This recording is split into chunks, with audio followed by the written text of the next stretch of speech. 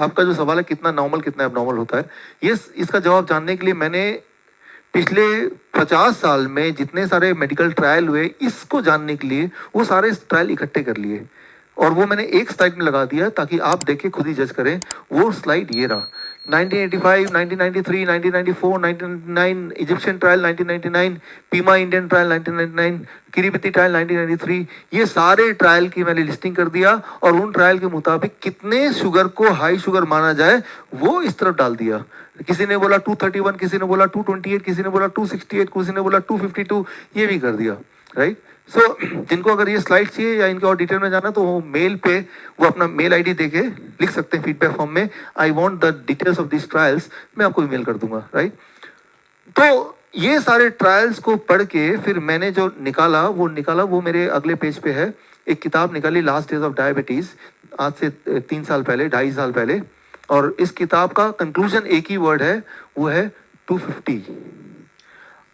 पूरे दिन भर में भूल जाइए फास्टिंग, भूल जाइए पोस्टप्रेंडल, भूल जाइए ओजीटीटी, लेकिन जब भी आप चेक करते हैं, सुबह चेक करते हैं, रात को चेक करते हैं, अगर 250 से कम रहता है एवरेज ब्लड शुगर बिना दवा के, बिना इंसुलिन के, तो you are not a diabetes patient.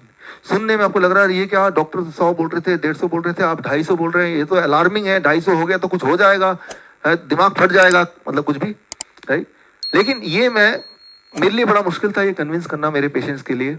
लेकिन पिछले 3 साल इस बुक के निकालने के बाद, आंकड़े दिखाने के बाद भी पेशेंट की दवा छूट जाती है, लेकिन जब उनका ब्लड शुगर आता है से 210 फॉर एग्जांपल, वो पैनिक हो जाते हैं। अगर वो पैनिक नहीं भी होते हैं, उनका डॉक्टर पूछता है कितना ब्लड शुगर, बोलता है 210, डॉक्टर पैनिक हो जाता है, इंश्योरेंस कंपनी इंश्योरेंस नहीं करेगी, हजारों और लफड़े हैं, तो वो घूम के मेरे पास ही आते हैं कि मैं हेल्दी फील कर रहा हूँ, एनर्जेटिक फील कर रहा हूँ, लेकिन मुझे वो नंबर चाहिए जो डॉक्टर बताता है।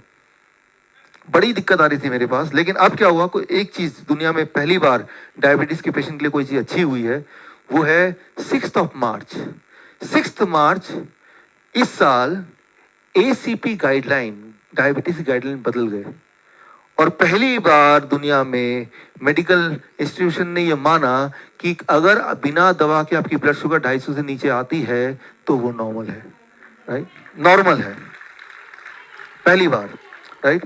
तो ये पूरे जो ACP गाइडलाइन कहते हैं, American college of professional doctors का जो कॉलेज है, right, which is the highest authority of diabetes, ADA, IMA, इन सबसे भी बड़ी बॉडी है।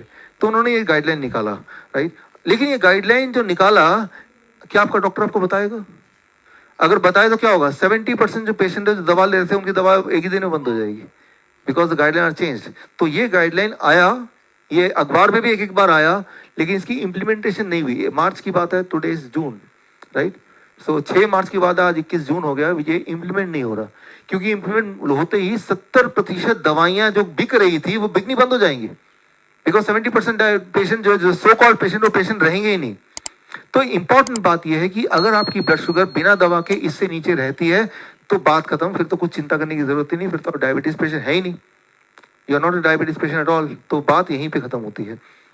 लेकिन अगर आपकी ब्लड शुगर 250 से ऊपर होता है तो बिना दवा के, तो आप डायबिटीज पेशेंट हैं, तो उसको हाई शुगर मान सकते हैं। और ऐसा अगर लगातार रहेगा कुछ सालों तक, कुछ महीनों तक, तो आपको हार्ट की प्रॉब्लम, किडनी की प्रॉब्लम 1-2 दिन में नहीं होता है, 2-4 दिन में नहीं होगा, लेकिन लगातार रहेगा और महीनों महीनों रहेगा, तो जाके हार्ट की प्रॉब्लम हो सकती है, किडनी की प्रॉब्लम हो सकती है, और आंखों की प्रॉब्लम हो सकती है, एम्पुटेशन का रिस्क हो सकता है। Then you are a truly a diabetes patient. Clear है?